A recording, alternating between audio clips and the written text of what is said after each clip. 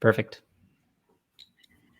Good morning, good afternoon, or good evening, depending upon where in the world you're joining us today. My name is Jade, and I'm here with Jason Yee from Gremlin. And today we will be having the great event, Creating More Reliable Applications with Chaos Engineering. But first, we just got to go through a few housekeeping items. First, if you take a look at your public chat, I'm putting where I'm signing in from today. If you all wouldn't mind commenting where you're signing in from, I'm joining us from Florida.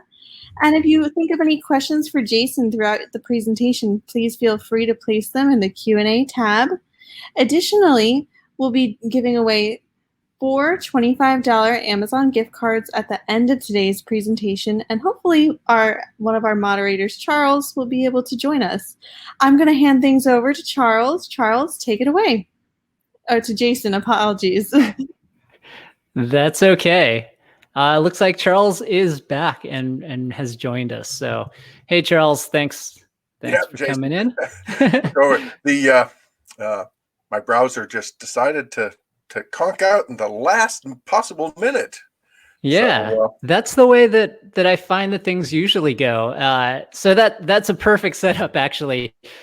Folks, this was not intentional, but absolutely perfect setup for what we're talking about today. That's right, chaos. Chaos and building reliable applications. Yep. So I'm gonna do my housekeeping and then get it to you, Jason. But first, okay, I want to say hello and welcome, and I'm happy that everyone can join us today. And I hope you're having a spectacular day, and that your browser isn't cutting out in the middle of a meeting. I'm your host, Charles Collegy, and today's DevOps.com webinar is brought to you by Gremlin. And I had a little gremlin in my machine, it appears. So Jason Yee, the Director of Advocacy, will be speaking to you on creating more reliable applications with chaos engineering.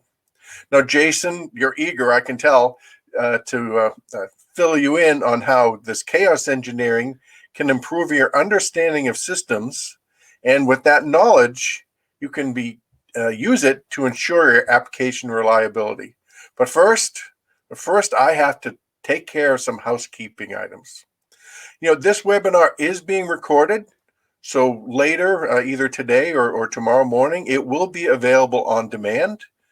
You should receive an email with the link, but should you not receive one, you can always go to devops.com and you can gain access to this webinar and also all of the archived on-demand webinars. So feel free to peruse and see if there's anything additional you'd like to review. So a few comments on the big marker platform that you are using. First, on the right-hand side of the screen, you will see the chat button. So if you can, you could type in where you're from. Oh, looks like a lot of people have already done that. So good. I'll be putting mine in just a minute. And you can use that to communicate with us, with each other of the persons attending, to try to get a dialogue going. But also, we like to use it to hear comments, feedback, anything that can make these events better, but also to ensure that you receive the feedback you need.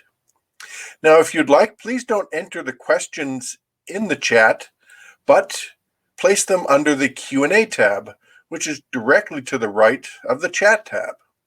And we'll try to answer as many, and Jason will try to answer as many of your submitted questions as possible before the end of today's session. But I'm sure that they will get Gremlin, and Jason will get back to you after the webinar if we don't get to them. Last item I want to kind of mention to you is if you want to see the full screen, I know Jason's doing some demos here, so you might want to go to a full screen mode. If you put your mouse pointer on the presentation screen, you'll see at the top right hand 2 double arrows. So if you click on that, you'll go to full screen. And if you want to get back to the full platform with the chat and Q&A area. You just need to hit the escape key, and that will take you back to the platform. Now, at the end of today's webinar, we will be awarding 4 $25 Amazon gift cards. So please stay with us till the end to see if you are selected. Now it's time to jump to today's session with Jason Yee. And Jason, I'm going to have you introduce yourself. So take it away, Jason, and I will be coming back with the Q&A. Thanks, Charles. So yeah, welcome everyone. As mentioned, we were off to a perfect start for this with a little bit of a reliability issue. I see that there's a bunch of folks from around the world. I wanted to start off with a bit of a pop quiz though, before we get to some introductions. So pop quiz, I'm going to post a question. It's on the next slide.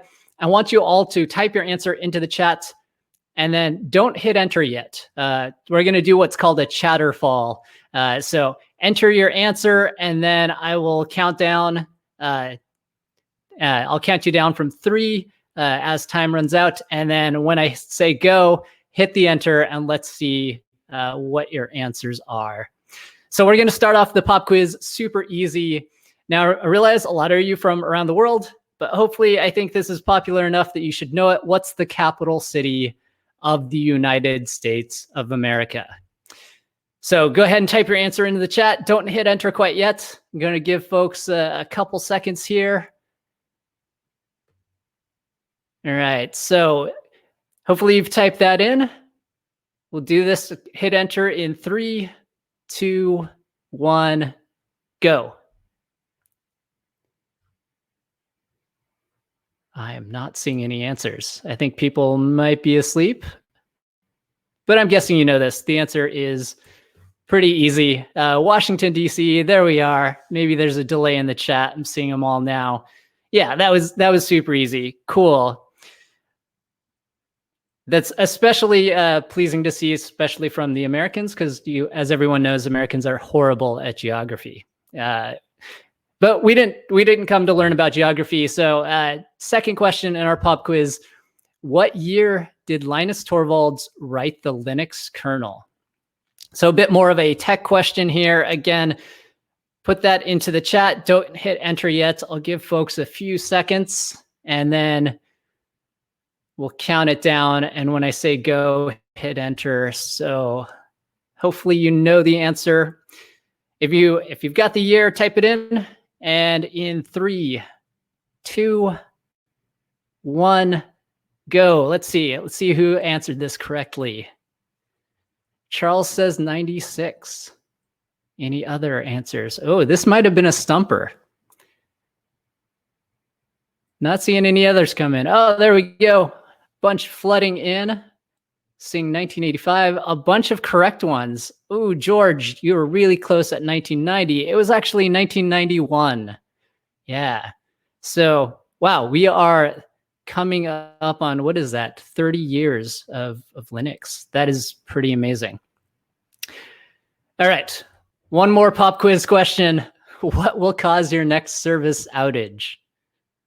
All right. We're not going to count this down. This isn't a valid test question. And the reason why, like, I do this out of fun, right? The other ones were really obvious. There were solid answers that we could know. But when we think about testing, squirrel, yes, excellent answer, Charles.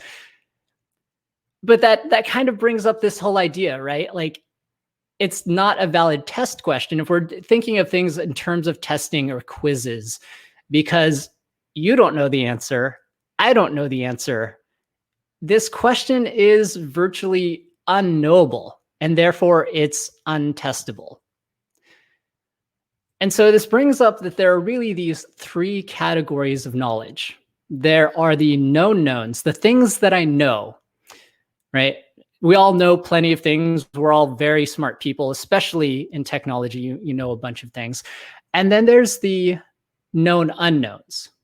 And the known unknowns are also fairly obvious. They're things that I know that I don't know about. For example, I know that I'm completely ignorant about how to operate a nuclear submarine, right? We all know that nuclear submarines exist. Navies around the world have nuclear submarines, and they're in the ocean, and there are sailors on them that are operating them.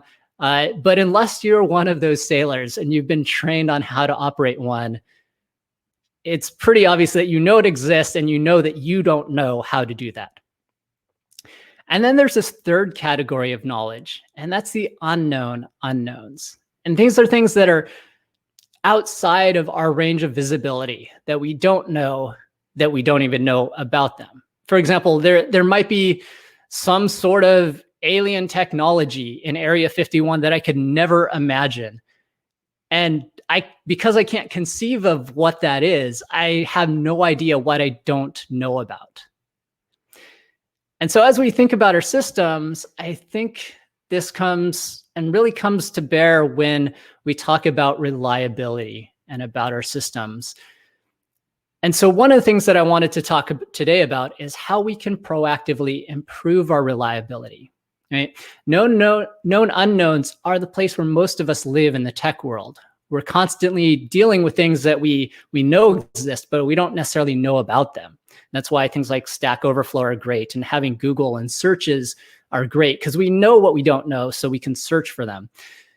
But when we dive into the world of failures, we're often dealing with those unknown unknowns. And so thinking about how can we proactively work on reliability becomes critical. And that's why Gremlin exists. So a little quick bit about Gremlin.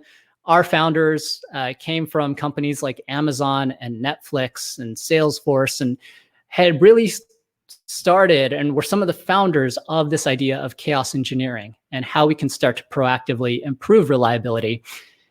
But their goal was this idea that not everybody is Amazon or Netflix or Salesforce or Google or these large companies. Can we make this accessible to everybody else? And so that's the goal for Gremlin, is how can we make these tools and these processes and reliability accessible for everybody in technology? We do have a free ebook that you can download. If you go to gremlin.com/talk/devops-reliability, we have a book about reducing the mean time to detection for high severity incidents. So that's a fantastic read if you're interested in learning a little bit more. A little bit about myself. So I am the director of advocacy at Gremlin. That means that my job is largely to do education and outreach and engage with folks like you, right? And help grow this practice of being more reliable. I've worked at a bunch of places before and done chaos engineering and other engineering and developer tasks. I play a ton of Pokemon Go, and recently I've been taking to listening to audiobooks while I do that. So I'll go and walk around Portland, Oregon, where I live, listening to audiobooks and playing a fun, silly game, catching digital animals or creatures. And one of the books that I've been listening to recently, or that I actually finished up recently, was from Steven Johnson. He has this book called Where Good Ideas Come From. And in this book, he borrows this phrase, and it's come up in a bunch of his other books as well. And the phrase is the adjacent possible. And it's borrowed from biologist Stuart Kaufman. And Stuart Kaufman used this term to describe the incremental steps of biological evolution. And the way it works in evolution is you don't just evolve from, say, a fish to a land animal, right? It's just not, a fish didn't just hop out of the water and suddenly, it gave birth to a frog or something with legs, right? It's an incremental process that the fish first has to evolve limbs, right? And the fins, like the bone structure has to change. They have to become stronger to support the weight outside of the water. And so you start to get fish like the coelacanth and like these intermediary species that evolve a little bit and then evolve a little bit more. So once they have limbs, they're able to move out of water. They also evolve lungs so they could breathe out of water. And each of these things has to really enable the next. And so Steven Johnson says that the adjacent possible is a kind of shadow future, hovering on the edges of the present state of things. It's a map of all the ways in which the present can reinvent itself. He goes on further to describe it this way: the strange and beautiful truth about the adjacent possible is that the boundaries grow as you explore them. Each new combination opens up the possibility of other new combinations.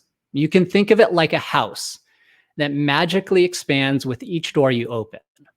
So you imagine yourself, you begin in a room with 4 doors, each door leading to a new room that you haven't visited yet. Once you open one of those doors and stroll into that next room, 3 new doors appear, each again leading to a brand new room that you could never have reached from the original starting point. You keep opening new doors and eventually you'll have built a palace. And so as I was listening to this audiobook, it made me think back to the known known. And that's the things in the room that we're currently in, the things that we know are possible because those innovations exist. And the next room is the known unknowns. Those are the things that we know with some progression of current technology, we can accomplish that next innovation, right? And the unknown unknown is what lies beyond that room. It's the innovations that we can't imagine because we don't have the intermediate innovations, right? We need to first move into that adjacent possible, that adjacent room.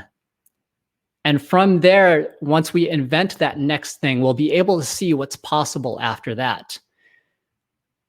And so when I ask you this question of what will cause your next service outage, the answer is obviously, I don't know, or squirrel.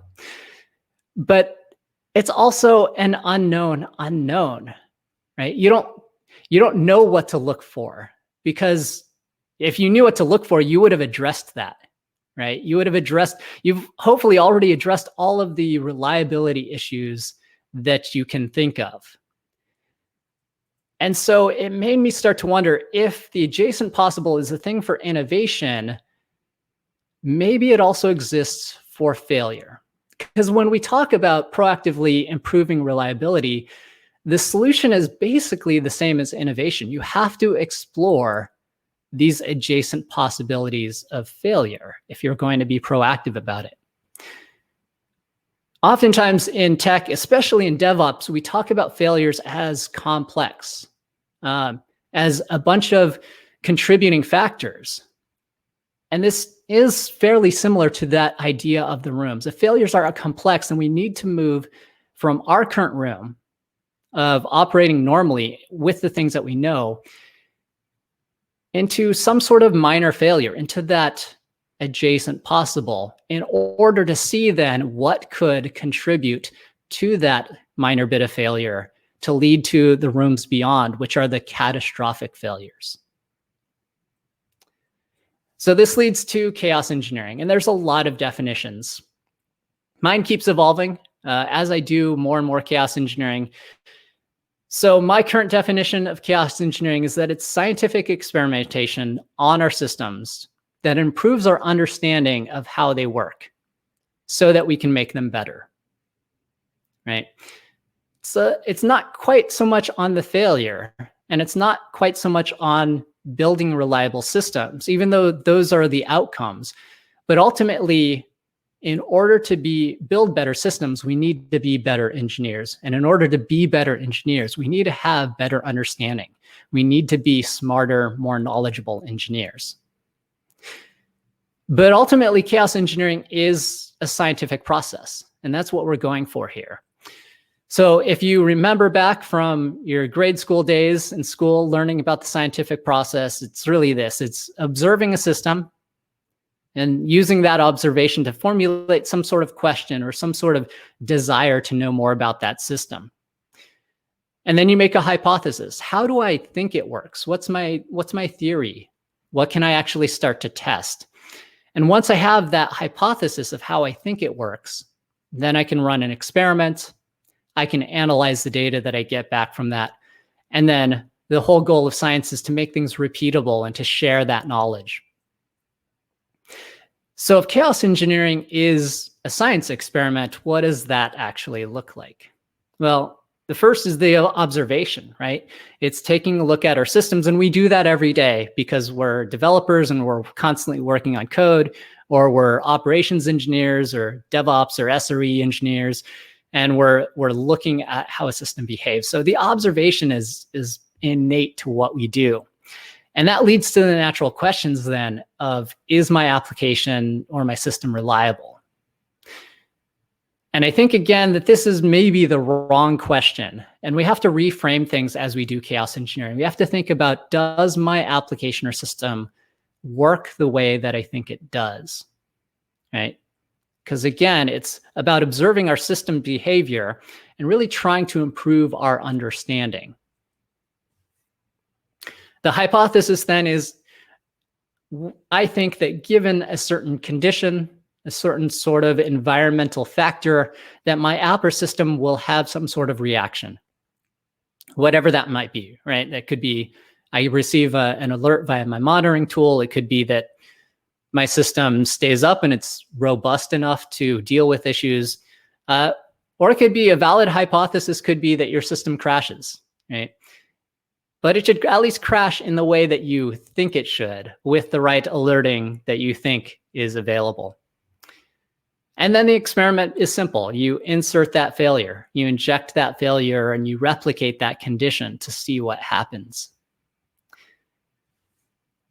And when it comes to the analysis part, there's obviously the things of how could we improve our systems. But again, let's focus on the learning. What did you learn? In what ways are your systems different from your mental models? And from there, rather than jumping to the improvements, once you have a better understanding, you'll have a better sense of what can be improved.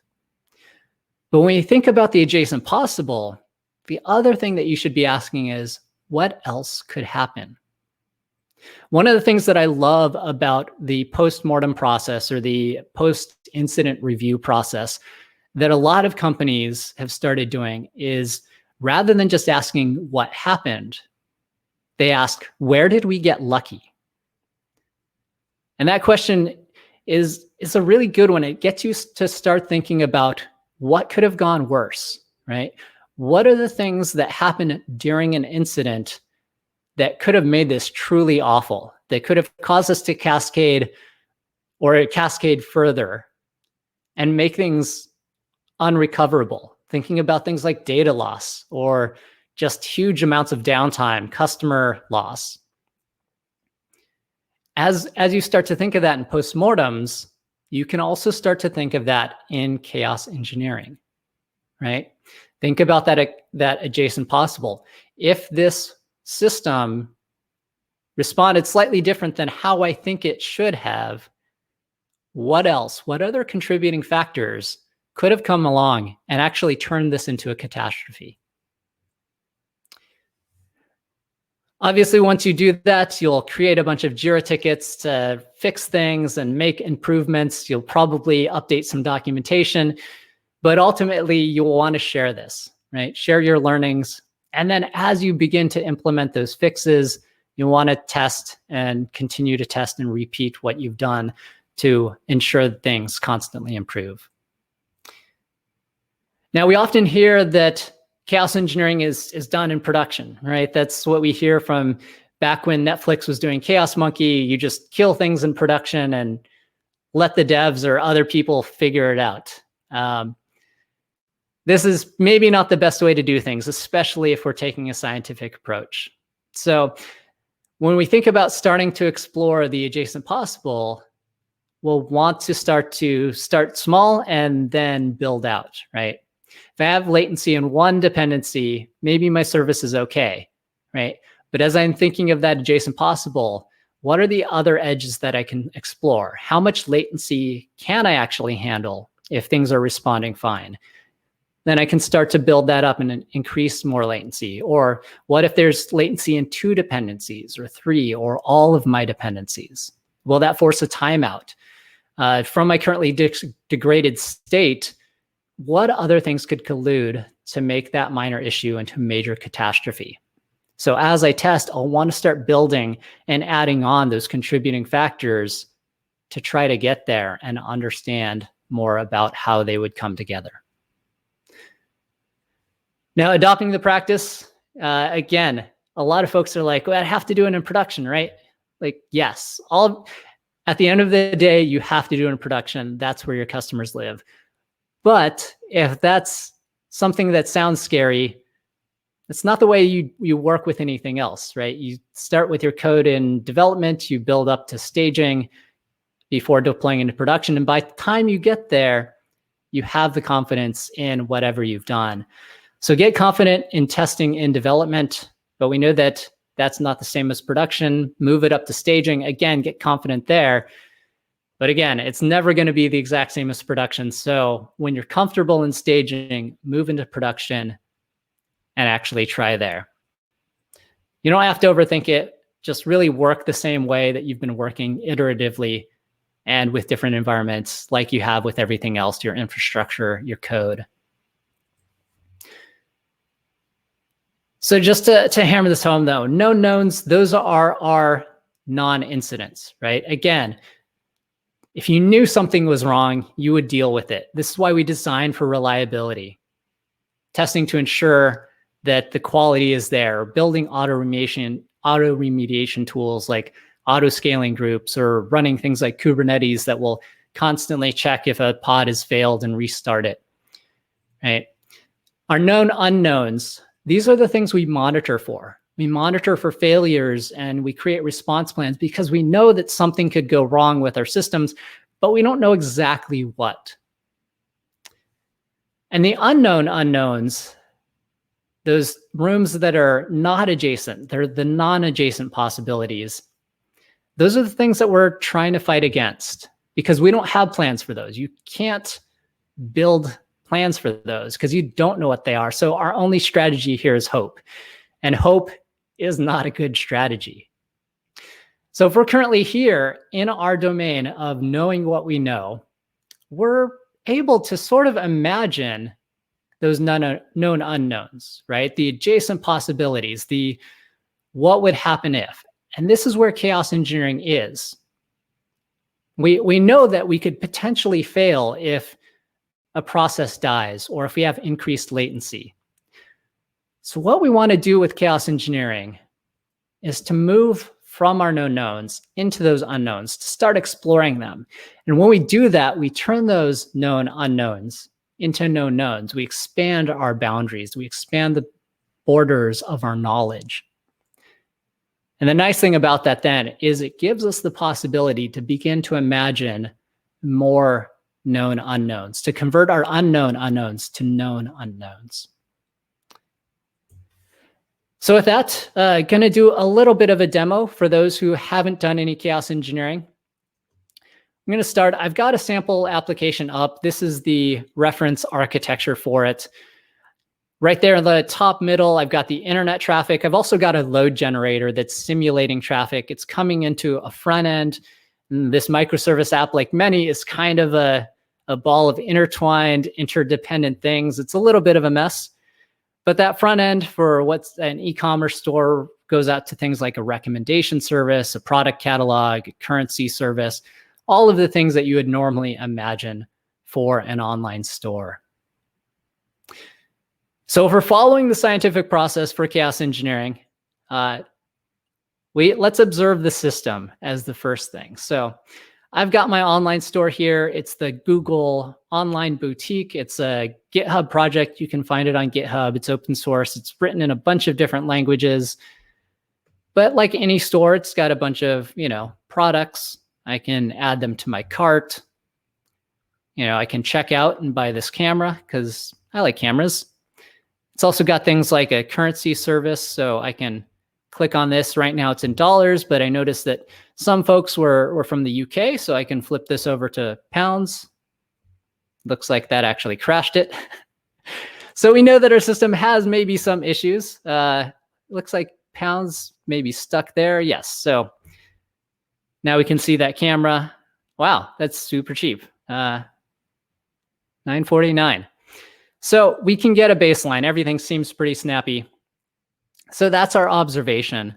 I've also got some monitoring open here with Datadog, so we can see how this is going. We've got our boutique shop running. So if we have a hypothesis, we've observed the system. If we got a hypothesis, well, let's make a hypothesis. I actually am curious. We saw that there was a little bit of an issue with that currency service in changing it when I did. I'm curious what would actually happen if we really started to impact that network. So our hypothesis, reasonable hypothesis is maybe it'll go down, since it seemed pretty buggy there. So I'm going to come into Gremlin here and actually run that experiment. So I'm going to go over to attacks. I'm going to run a new infrastructure attack. Actually, it looks like we've got a CPU attack running. I'm going to halt that. So one of the nice things about Gremlin as a chaos engineering service makes it really easy to halt and roll back attacks if you notice anything going wrong. So I just halted that one. I'm going to create a new attack.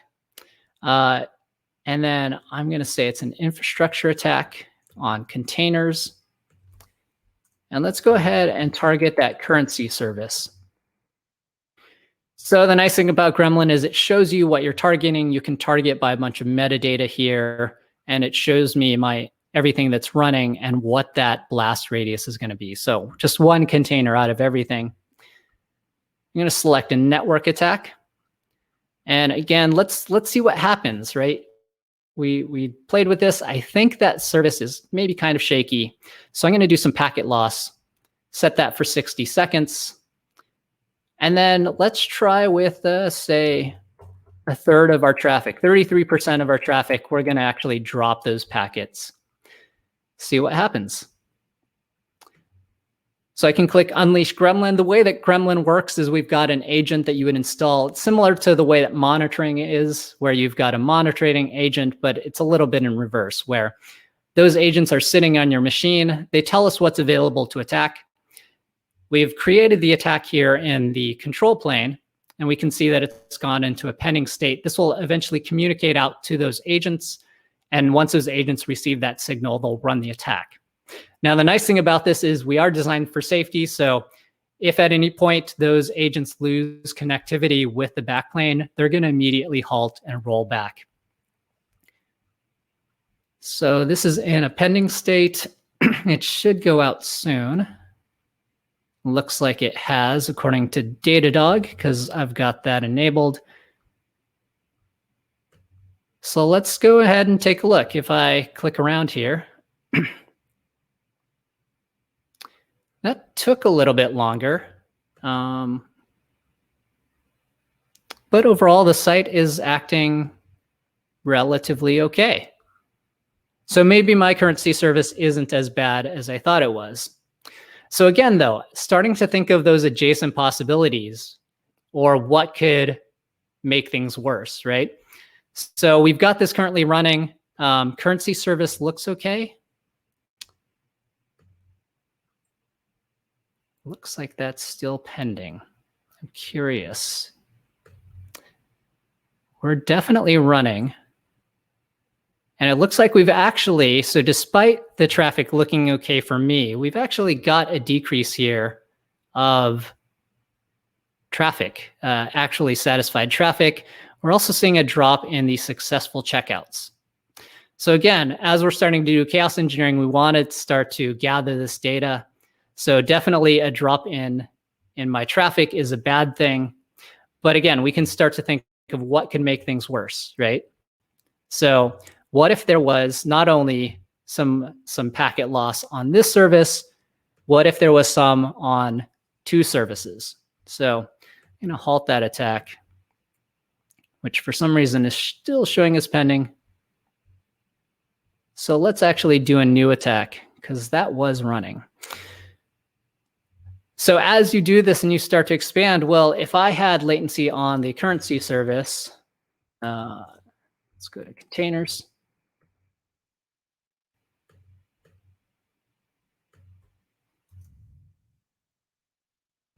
We can then start to say, well, if we reference that architecture diagram, what if it was the currency service and the cart service, right?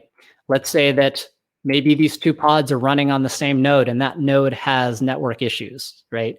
Again, contributing factors. So it's not just one service, it could be two. Then I could come in, again, run that network attack with that packet loss.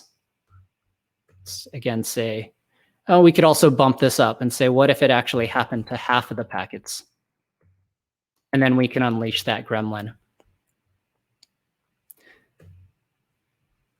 So you can start to see how exploring failure, what does it look like? Right, that definitely took longer for this to load.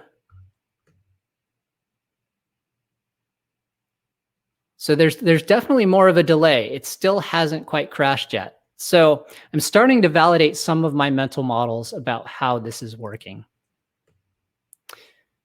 That said, so that was a bit of the demo. As you are doing this, though, a lot of people are like, great, so I've done this, I've explored, like, it sounds fun. What are the actual results, though? So earlier this year at Gremlin, we did a study. We surveyed over 400 companies doing chaos engineering. And it was interesting to see the results. 47% said when they started doing chaos engineering, they saw increased availability, 45% faster resolution times. So not only were they gaining a better understanding, they were leveraging that understanding to resolve incidents faster, improving their monitoring by detecting issues, and generally fewer defects actually shipped to production. So back to the main question at hand. What will cause your next service outage? I don't know. You don't really know either, but you can find out. You can start to explore the adjacent possibilities of failure with chaos engineering. So before we wrap, I got one more little bit. At Gremlin, we have just launched, actually last week we launched the first certified chaos engineering certificate program. So gremlin.com/certification if you're interested in that. We also have an upcoming webinar about how to prepare for that certification. So go ahead and hit that website if you're interested in learning more and becoming certified in chaos engineering. And with that, I think we'll open it up for questions. Again, if you're interested in that reducing mean time to detection ebook, that's the link to the ebook. And then if you're interested in finding out more from that survey that we ran, that's the state of chaos engineering, and that's available online as well. With that, let's flip over to some questions. Yeah, that's great, Jason. And we did get a question for that ebook, so we'll just keep that up for the rest of the presentation, and so that people can write that down and go and take a look at that book on the mean time failure. So with that, what's the first question we got from Shakti is, how is chaos engineering different from, I guess, SRE, which I guess systems requirements engineering? Site reliability engineering, yeah. That's a great question. Actually, I have a video on my YouTube, which I didn't post a link to, but I can share that with you later. In short, chaos engineering is a practice that all SREs should be doing. It's actually a fundamental practice. So if you go back to the original SRE book published by O'Reilly, written by the folks at Google, where we get SRE from, there's a chapter on testing. I believe it's chapter 14 or 17. And I only know that because I was just reviewing the book again because it's such a great book. If you want that book, I believe if you go to landing.google.com/books/SRE, I believe that's the URL. We can find that and post that. But it talks about testing, and it talks about stress testing within that chapter. And that's basically sort of what chaos engineering is doing, right? Failure testing, stress testing. If you're an SRE, your job is all about reliability and how we can keep things up, right? How we can keep them available. And if that's your job, then you need to be running testing. You need to be exploring your systems for how it can fail. So they're not two separate things. They're not in opposition. SREs practice chaos engineering. Okay. And we have another question. I think it's related to that in some ways.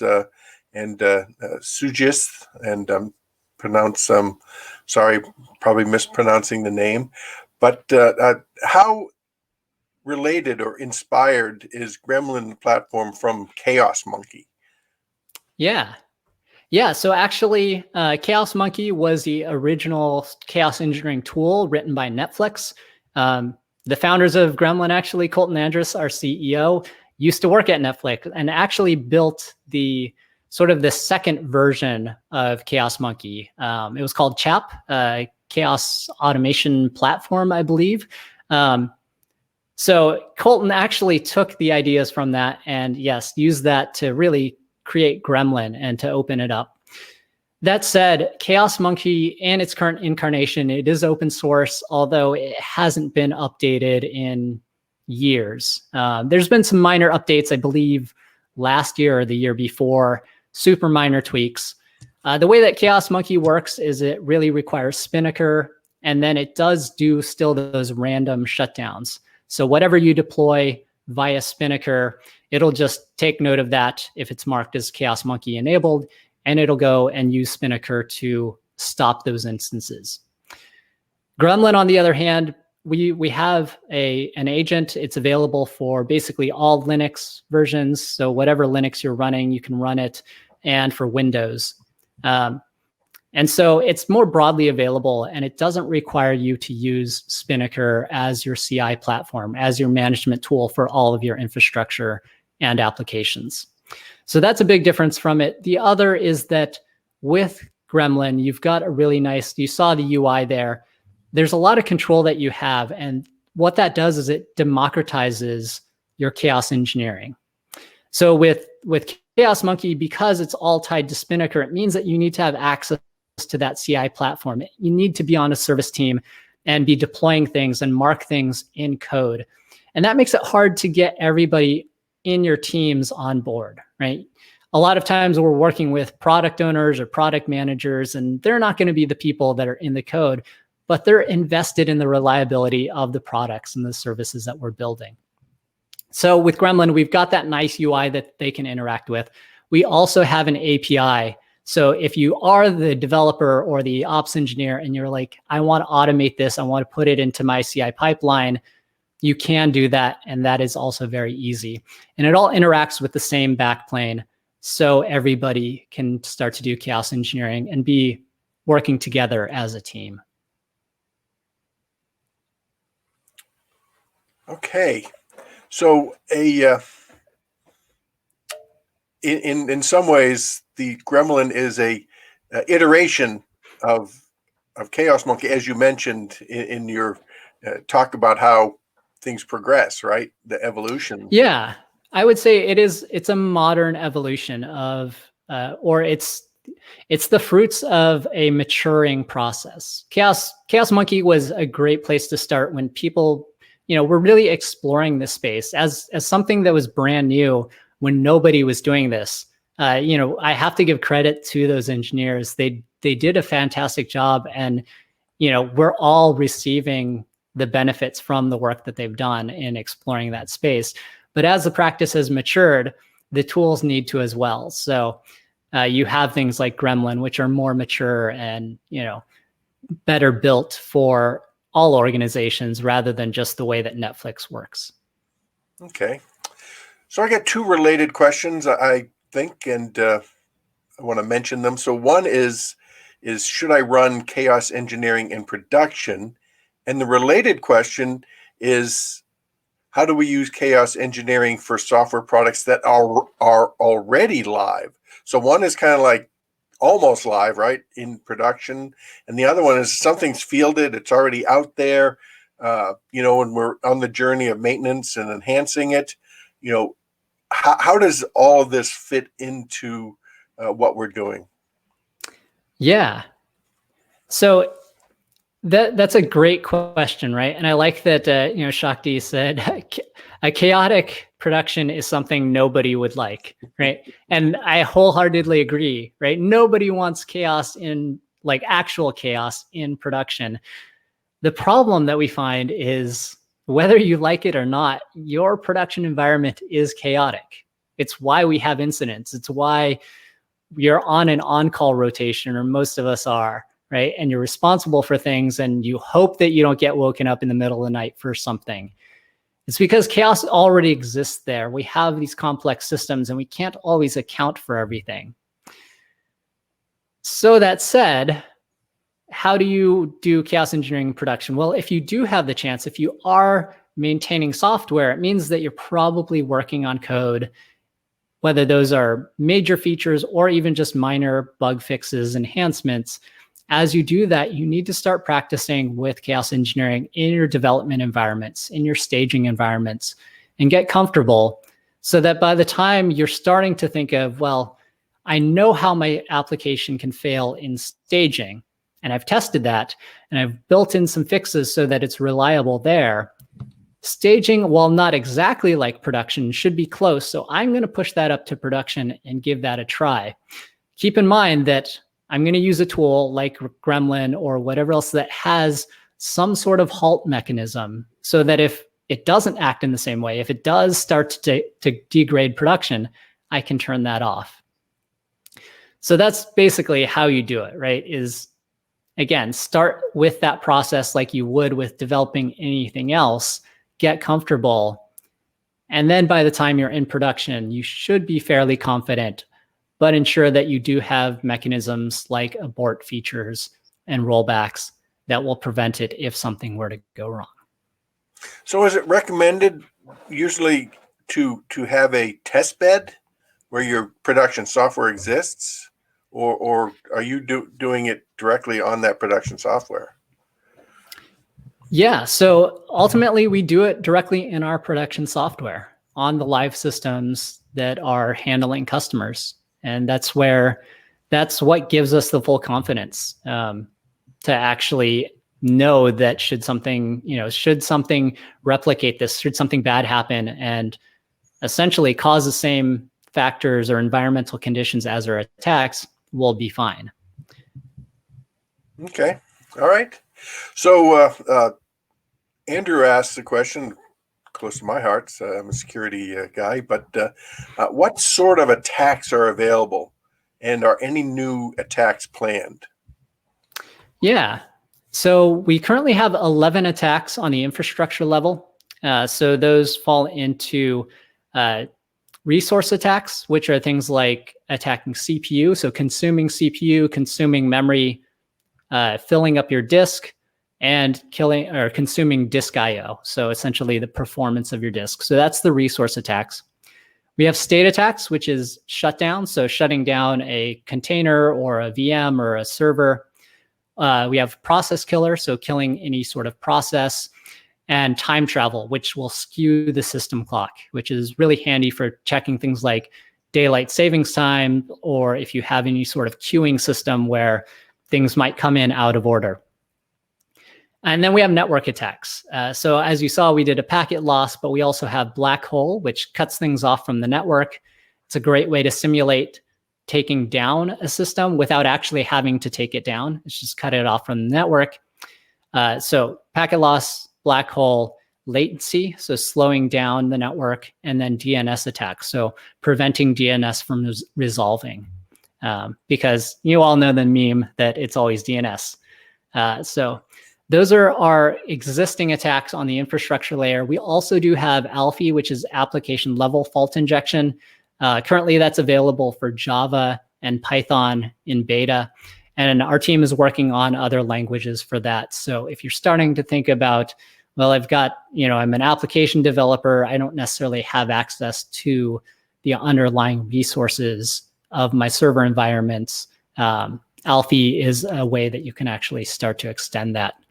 So we don't have any new attacks on the infrastructure level. Again, we do have more ALFI languages that are on the roadmap to be rolled out soon. Okay. So we have another kind of related questions. One's simple to mention, and how do you convince management to allow you to use chaos engineering because it sounds risky?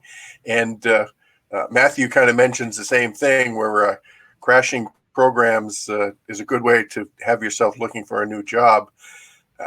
How do you do this in production without impacting revenue, availability, and in catastrophic ways? So it's kind of, you discussed part of that, but the other part is, now we got to convince management, right, that we want to do this because, I guess the risks don't outweigh the benefits. But if you could talk on that. Yeah. I mean, so one of those benefits that we saw from that State of Chaos Engineering survey, which again, the link is there on your screen. I highly recommend that you download it. But we saw that most people that are doing chaos engineering are seeing reductions in downtime. They're seeing reductions in bad deploys and deploying faulty code to production. So the question really comes down to, yes, is there some risk? There's always going to be some risk, but if done in the right way, as mentioned, you should be really confident. And if you're confident in testing your systems, then the question really boils down to, is the value of reducing incidents worthwhile for your company? And I think all management would say yes, right? Because you can quantify, you can add up all of the incidents that you've had over the past month or quarter or even year, and you can quantify that. How often have we been down? What was the impact to the business? Let's take a look at those numbers. And hopefully, if you've got great monitoring available, you can start to correlate, how did that impact sales? How did that impact revenue? And that immediately will give you a baseline, right? If we don't do anything and we assume that the past year's worth of incidents are normal, are we willing to accept that this is okay? Maybe your management is, maybe they're complacent and they think that that's okay. But in every company that I've talked to, once we've done that and we've done that math, they realize, things aren't so good, right? And when you talk to the engineers that are on call for those and having to go through the stress of handling those incidents at the time and asking them, well, are you okay with this? I think most of those engineers, at least the ones that I've talked to, all of them had said, no, I would rather have a more reliable system. What can we do to improve this?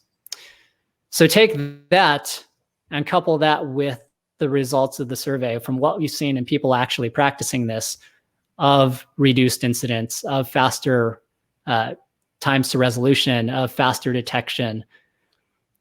And I think that's really what it comes down to. There's always going to be that fear of the unknown. We've never done this before, but I think that there's enough history now of companies doing this that it's become the best practice to do it. Okay, great.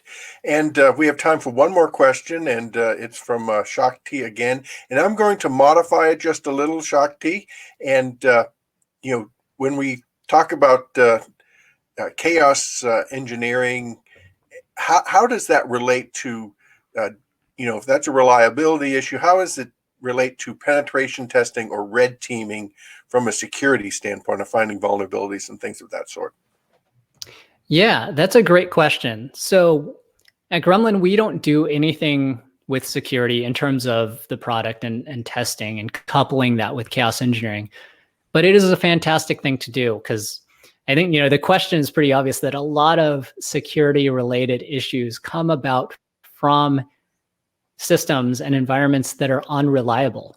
It's much easier to break into a system when you know that, something crashes and it creates a vulnerability or a little hole for you to get into. So oftentimes people will sort of couple these two things together. They'll work with the security team as they're doing a chaos engineering experiment. That security team will evaluate what's going on in the system. So it's not directly something that we do, again, but there are a lot of overlaps. And so as people do this, again, highly recommend that you work with your security team. Sounds good, Jason. Well, thank you very much. You've been very informative, and I have to say, a great explanation of the known unknown issue. And interestingly, that's a area for security a lot of times where we talk about vulnerabilities, right? The known vulnerabilities, unknown. But you made it very understandable, and I will be taking a look at this on demand again after it gets posted to get a better handle on that, because I have to explain it in the security standpoint, and the way you did it was excellent. So I'll be taking a look at that. So again, I want to thank you and Gremlin for presenting, and want to thank the audience for spending time with us. But now it's time for the announcement of the $25 gift card recipients. So the attendees that were selected were Zoe K, Shaylin S, Justin M, and Kathy S. So you'll receive an email, and that email will tell you how to collect your gift card, virtual gift card, of course. And the email that we'll be sending to is the one that you registered with. So please take a look at that for your gift. And if you don't receive it, check with the spam folder and with that. But again, very, very useful, and a great use of my time and everyone's time, I think, on this, learning more about chaos engineering and reliability. And for DevOps.com, we thank you, and have a good rest of your day. Goodbye until next time.